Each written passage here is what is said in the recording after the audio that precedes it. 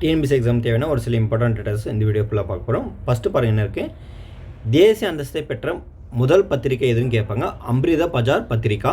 Second வந்து எந்த ஆண்டு ராஜாராம் மோகன் ராய் கட்டுப்படுத்தப்படாத பத்திரிகை சுதந்திரம் பற்றிய பதிவு குறிப்பை உச்சநீதிமன்றத்திடம் சமர்ப்பித்தார் கேட்பாங்க. அதுக்கான ஆன்சர் 1824. மூணாவது, பம்பாயில் கூடிய காங்கிரஸ் முதல் கூட்டத்தில் வந்து 1/3 வந்து பிரபல பத்திரிகையாளர் வந்து கலந்து கொண்டிருப்பாங்க. அதுக்கப்புறம் 4 கொஸ்டின் இருக்குது. இந்திய தண்டனை சட்டம் வந்து 1860ஆம் ஆண்டு.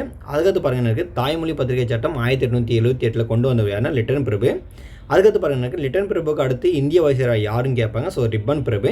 அதுக்கடுத்து பாருங்கள், விசித்திர வழக்கு 1883 என்ன நடந்திருக்குன்னா, ஸோ பெங்காலி பத்திரிகைகள் பார்த்தீங்கன்னா சுரேந்திரநாத்துடைய பத்திரிகை இது நீதிபதி நோரிஸ் பதவிக்கு அருகதையற்றோன்னு சொல்லியிருப்பாங்க. இது ரொம்ப ரொம்ப முக்கியமான ஒரு கேஸு.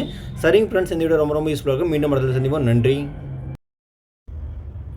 டிஎன்பிஎஸ்சி எக்ஸாம் தேவையான ஒரு சில இம்பார்ட்டன்ட் டேட்டாஸ் இந்த வீடியோ ஃபுல்லாக பார்க்குறோம். ஃபஸ்ட்டு பாருங்க, எனக்கு பத்திரிகையின் குரல் வலையை நெறிப்பது தற்கொலைக்கு சமம் என்று சொன்னது யாருன்னா தாதாபாய் நவ்ரோஜி. செகண்ட் வந்து என்ன பாருங்கள், திலகர் லோகமானியர் என்று கௌரவிக்கப்படுகிறார் அப்படின்னு சொல்லிட்டு ஒரு முக்கியமான ஒரு கான்செப்ட் தெரிஞ்சுக்கிங்க. மூணாவது வந்து என்ன இருக்குன்னா, திலகர் கைது செய்யப்பட்டதை அறிந்து நாடே கண்ணீர் வடிக்கிறது என குறிப்பிட்டவர் யாருன்னா சுரேந்திரநாத் பானர்ஜி தான். எந்தங்க அப்படின்னு கேட்பாங்க, சரிங்களா. அம்ரோட்டி காங்கிரஸ் கூட்டத்தில் சொல்லியிருப்பார். அதுக்கப்புறம் நாளாவது என்ன இருக்குன்னா, தாய்மொழி பத்திரிகை சங்கம் தோற்றுவிக்கப்பட்டது எப்போ அப்படி கேட்போன்னா, ஸோ 1891 கல்கத்தாவில். அதுக்கடுத்து பாருங்க இருக்குது, இந்தியா பத்திரிகை வந்து யார் தொடங்கினாங்க அப்படின்னா சுப்பிரமணிய பாரதி. எப்போ வருஷம் கேட்பாங்க, 1906 மே 9. அதுக்கடுத்து பாருங்க இருக்குது, வந்தே மாதரம் பத்திரிகையின் ஆசிரியர் யாருன்னா அரவிந்த் கோஷ். அதுக்கடுத்து பாருங்கள், கல் என்பது பார்த்தீங்கன்னா ஒரு மராத்திய பத்திரிகை தான். ரொம்ப ரொம்ப இம்பார்ட்டன்ட். இந்த மாதிரி வீடியோஸ்லாம் உங்களுக்கு தொடர்ந்து வேணும்னா ஸோ நம்முடைய சேனல் வந்து மறக்காமல் சப்ஸ்கிரைப் பண்ணி உங்களுடைய ஃப்ரெண்ட்ஸ்களும் ஷேர் பண்ணுங்கள். மீண்டும் அடுத்த சந்திப்போம். நன்றி. ஃபஸ்ட்டு பாருங்கள் என்ன இருக்குது, அன்னிபெசன்ட் அம்மையார் மதராஸ் ஸ்டாண்டர்ட் என்ற பத்திரிகையை விலைக்கு வாங்கி அதற்கு நியூ இந்தியா என்று பெயரிட்டு நடத்தினார். ரொம்ப ரொம்ப இம்பார்ட்டன்ட். அடுத்து பாருங்கள் என்ன இருக்குது, தேசபக்தன் பத்திரிகையுடைய தொடர்ந்து யாருன்னு கேட்பாங்க, ஸோ திருவிக்கா தான்.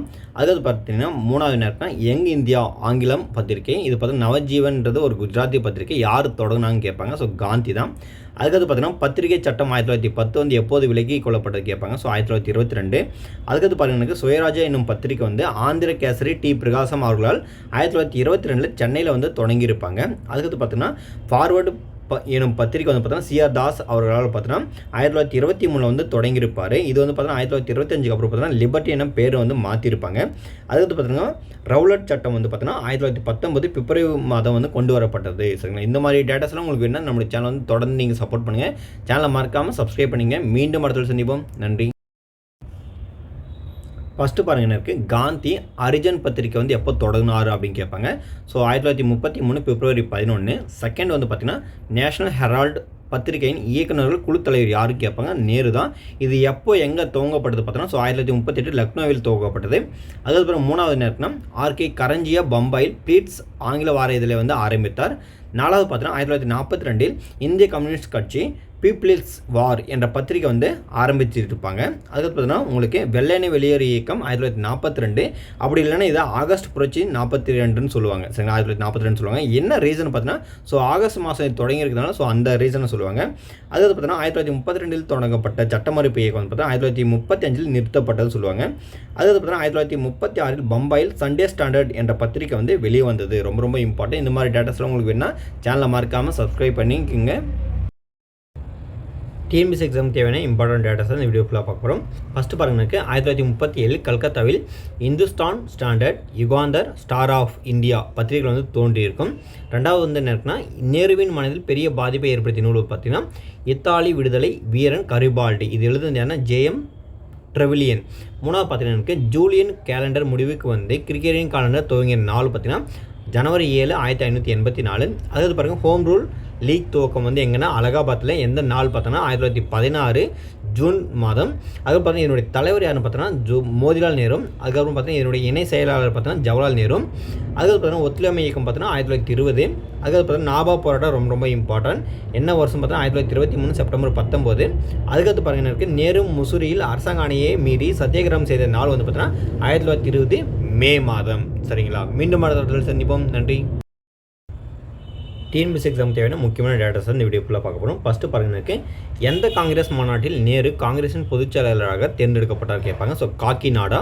செகண்ட் பார்த்தீங்கன்னா ஜனவரி 7, 1610 ஜூபிட்டரை சுற்றி 4 சந்திரர்கள் இருப்பதை கண்டுபிடித்து அறிவித்த விண்வெளி ஆய்வாளர் யார் கேட்பாங்க. ஸோ கலிலியோ இத்தாலி நாட்டை வந்து சேர்ந்தவர். அதுக்கு பார்த்தீங்கன்னா உப்பு சத்தியாகிரகம் பார்த்தீங்கன்னா 1930 மார்ச் 2 அதுக்கு பார்த்தீங்கன்னா சிறையிலிருந்து விடுதலையான நேரு எங்கு வரிகொடா இயக்கத்தை வந்து துவங்கினார் கேட்பாங்க. ஸோ இதுக்கான ஆன்சர் வந்து உத்தரப்பிரதேசம். தனிநபர் சத்தியாகிரகம் பார்த்தோன்னா 1940. அதுக்கடுத்து பாருங்கள் வெள்ளையனே வெளியேறு இயக்கம் 1942. அதுக்கடுத்து பாருங்களுக்கு நேரு அகமது நகர் கோட்டையில் சிறை வைக்கப்பட்ட பின் 1041 நாள் சிறைவாசத்துக்கு பின் விடுதலையான நாள் வந்து என்ன கேட்பாங்க. 1945 ஜூன் 15 தான். சரிங்களா? ஸோ இந்த மாதிரி கொஸ்டின்ஸ்லாம் ரொம்ப ரொம்ப இம்பார்ட்டன்ட். சேனலை மறக்காமல் சப்ஸ்கிரைப் பண்ணிக்கிங்க, ரொம்ப யூஸ்ஃபுல்லாக இருக்கும். டிஎன்பிஎஸ்சி எக்ஸாம் தேவையான இம்பார்ட்டன்ட் டேட்டாஸ் தான் இந்த வீடியோ ஃபுல்லாக பார்க்க போகிறோம். ஃபஸ்ட்டு பாருங்களுக்கு நேருவின் தலைமையில் இடைக்கால அரசு அமைக்கப்பட்டது எப்போது கேட்பாங்க. 1946 செப்டம்பர் 2. அதாவது பாருங்கள் மவுண்ட் பேட்டன் பிரபு வைசிராக பதவியேற்றது எப்போது கேட்பாங்க. 1947 மார்ச் 22. அதுக்கடுத்து பார்த்தீங்கன்னா நேரு எந்த வயதில் சுதந்திர இந்தியாவின் முதல் பிரதமரானார் கேட்பாங்க. அதுக்கான ஆன்சர் வந்து 58 வயது. அதுக்கடுத்து பாருங்களுக்கு பைசா நகர கோபுரம் அளவுக்கு அதிகமாக சாய்ந்து விட்டது என கூறி மூடப்பட்ட நாள் வந்து பார்த்தீங்கன்னா ஜனவரி 7, 1990. இது திரும்ப ரீஓப்பன் பண்ணியிருப்பாங்க. அந்த டேட் வந்து பார்த்தீங்கன்னா ஜனவரி 15 டிசம்பர் 15, 2001. அதுக்கடுத்து பார்த்தீங்கன்னா எனக்கு நேரு நாட்டு நலனுக்காக தனது வாழ்நாளில் அவர் எத்தனை ஆண்டுகள் சிறைச்சாலையில் கழித்தார் கேட்பாங்க. ஸோ 14 இயர்ஸ், 14 ஆண்டுகள். அதுக்கடுத்து பார்த்தீங்கன்னா ஜாலியன் வாலாபாக் படுகொலை பார்த்தீங்கன்னா 1919 ஏப்ரல் 13. அதுக்கடுத்து பார்த்தீங்கன்னா கயா காங்கிரஸ் மாநாடு பார்த்தீங்கன்னா 1922. இந்த மாதிரி டேட்டாஸில் ரொம்ப ரொம்ப இம்பார்ட்டன்ட். ஸோ சேனலை மறக்காமல் சப்ஸ்கிரைப் பண்ணி உங்களுடைய ஃப்ரெண்ட்ஸ்களும் ஷேர் பண்ணுங்கள். மீண்டும் அடுத்த வீடியோ சந்திப்போம். நன்றி. டிஎன்பிஎஸ்சி எக்ஸாமுக்கு தேவையான இம்பார்ட்டன்ட் டேட்டாஸ் தான் இந்த வீடியோ ஃபுல்லாக பார்க்க போகிறோம். ஃபஸ்ட்டு பாருங்களுக்கு சகாரா பாலைவனத்தை பனிப்போர்வையை போர்த்தியது போல் மேகம் சூழ்ந்து திகிலூட்டிய நாள் வந்து எப்போன்னு கேட்பாங்க. ஜனவரி 7, 2013. சுதேசி இயக்கம் பார்த்தீங்கன்னா 1905. அதுக்கடுத்து பார்த்தீங்கன்னா தீவிர இயக்கத்தின் தீர்க்க தரிசனி யார் சொல்லுவாங்கன்னா அரவிந்த் கோஷ் தான் சொல்லுவாங்க. ரொம்ப ரொம்ப இம்பார்ட்டன்ட். அதுக்கடுத்து பார்த்தீங்கன்னா சூரத் பிளவு வந்து எப்போனா 1907.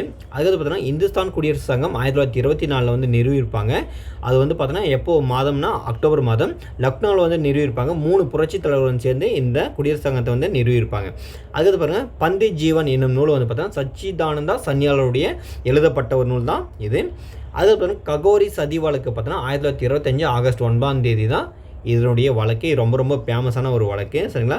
ஸோ இந்த மாதிரி வீடியோஸ்லாம் உங்களுக்கு தொடர்ந்து வேணும்னா சேனலை மறக்காமல் சப்ஸ்கிரைப் பண்ணிக்கோங்க. இந்த வீடியோவை உங்களுடைய ஃப்ரெண்ட்ஸ்களும் ஷேர் பண்ணுங்கள். மீண்டும் அடுத்த சந்திப்போம். நன்றி.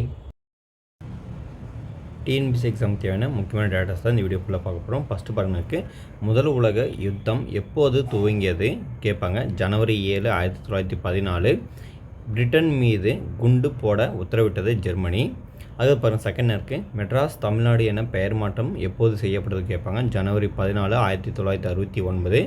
மூணாவது பாருங்களுக்கு சாண்டர்ஸ் கொலை கேட்பாங்க. ஸோ 1928 டிசம்பர் மாதம். அதுக்கு பார்த்தோன்னா லாலா லஜபதி ராய் வந்து உயிர் நீத்தார் எப்போதுன்னு கேட்பாங்க. So 1928 November 17.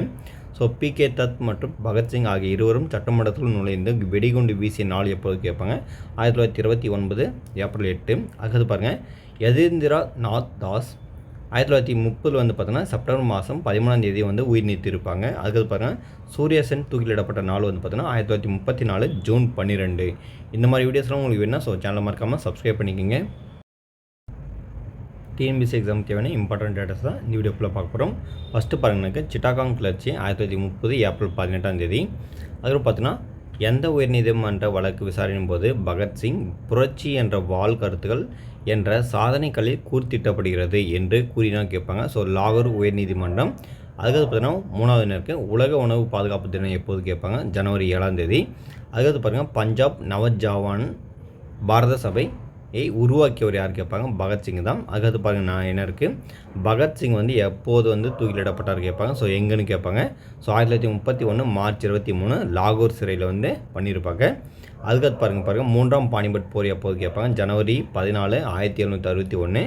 அதுக்கடுத்து பார்த்தீங்கன்னா 47வது பாளையக்காரர் யாருன்னு கேட்பாங்க. ஸோ கட்டபொம்மன். இந்த மாதிரி வீடியோஸ் உங்களுக்கு தொடர்ந்து வேணும்னா ஸோ சேனலை மறக்காமல் சப்ஸ்கிரைப் பண்ணிங்க, ரொம்ப யூஸ்ஃபுல்லாக இருக்கும். மீண்டும் அடுத்த சந்திப்போம். நன்றி.